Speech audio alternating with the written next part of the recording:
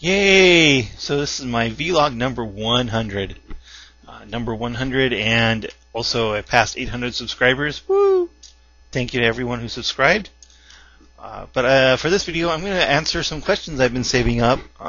People ask me questions, and fortunately I don't always get to them all.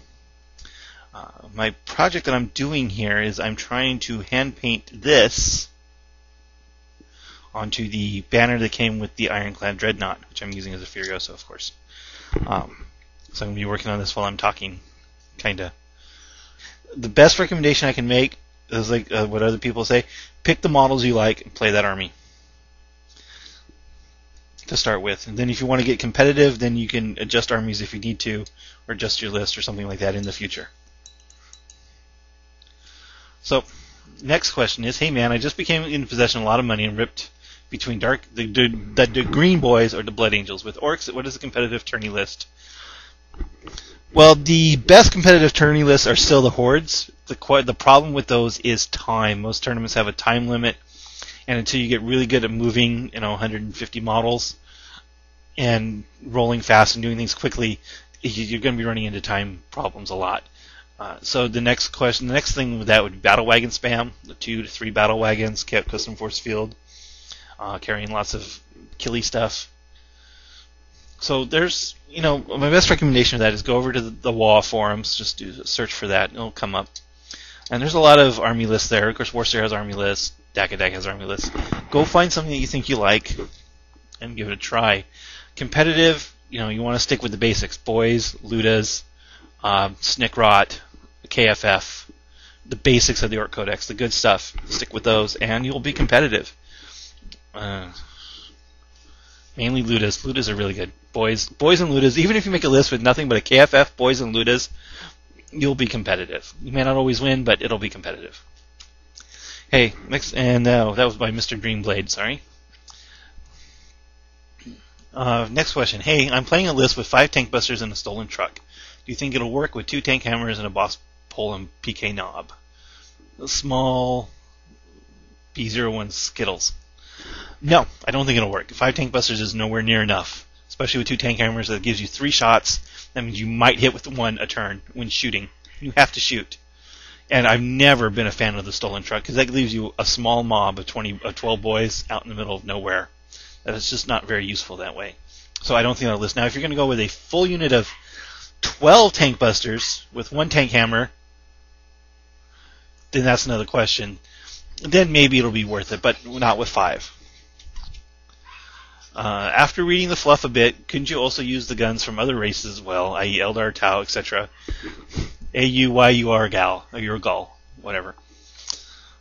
I love these names on YouTube. Anyway, we're talking about ludas. Yes, you can use any guns you want. I have scatter lasers, I have burst cannons, I have, let's see, what else do I have in my mix? Of course, I got orc guns. I think I got this heavy bolters from, or not heavy bolters, but big shooters from a track for a couple ludas. I got a sniper rifle guy. So yeah, you can use anything you want for ludas. There is no limit. I just think autocannons are cool because they're easy to use, they're about the right size, and they're appropriate. Next question. How do you like playing the Blood Angels compared to your orcs? Folsom Dave. That is an awesome question. I really got into the Blood Angels mainly because of the assault squads as troops. Essentially, I saw them being played. You probably know Java Balls if you don't check out his channel. He played his Blood Angels with the PDF Codex a lot like I played my orcs. A lot. And that really intrigued me, and I really wanted to play that style. And that's the way I built my army. When the Codex came out, he shifted to a more over-the-top competitive list, while I'm sticking with the run forward and punch you in the face style of playing that I do with my orcs. So essentially, I play them exactly the same. I have a couple units to sit back and shoot. I use movement. I use assault. The Blood Angels are almost as good with the Furious Charge and Feel No Pain on almost everybody, but a little less punch overall. They have more resiliency, of course. I'll arrive to adjust. The difference between the orcs and the Blood Angels is that with the Blood Angels, you have the option of adjusting your tactics on the fly. You can move around, stand back, shoot down some big stuff, or try to avoid assaults if you're being overpowered. Orcs don't really have that option. Orcs have the option of running forward and punching you in the face. There's really not much else you can do.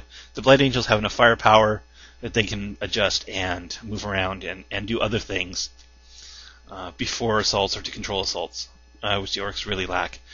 So I'm just barely scratching the surface of that at this point. So that's how I really enjoy play both armies. I play them a lot the same, very aggressively. But the Blood Angels have a lot more firepower.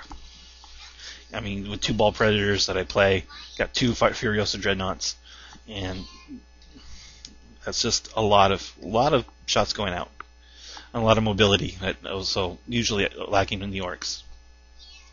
So there's the difference.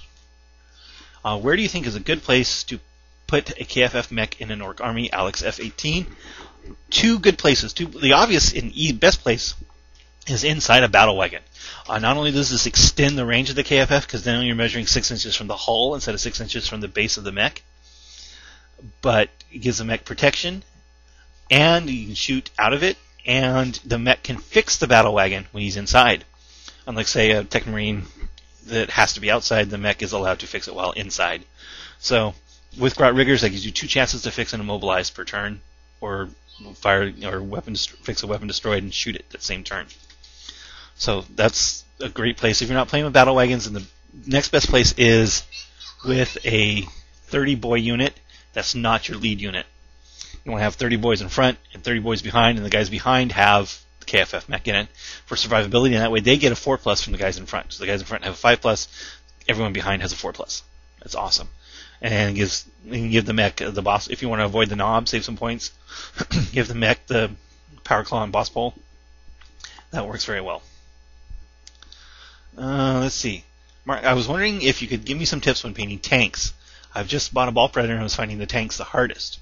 Spray paint white, then I do 2 coats of blood red. Do you think 2 coats is enough? Joe Pizzell? No, I don't think 2 coats of blood red is anywhere near enough. Blood red is a very translucent paint and takes a lot of work to get a really solid color. The trick that I've learned to use is grab Vallejo Bloody Red paint. It's very similar in color, but it's not exactly the same color, but it has a lot more pigment and it's very good at coating the color. So what I do with my tanks is I give it 1 good coat of blood red, 2 good washes of the ball red wash to get everything into the recesses. Then I take the bloody red and I paint everything around the recesses so I don't cover up the wash. And what that does is that basically blocks everything out. So it gives you a good solid color. And then the very final step, after you're satisfied with the coverage of the bloody red, go ahead and put on a very thin coat of blood red to restore the color to the way it's supposed to be. And that's how I paint my tanks. And then, of course, 2 good heavy coats of dull coat will smooth out a lot of brush marks. How do you avoid the brush marks is use a large, flat, soft brush. That's how you avoid the brush marks.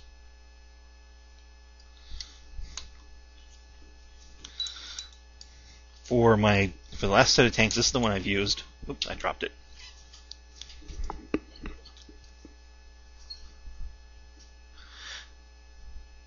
This is the one I use. It's like a $3 brush I picked up at an art store at Artquake.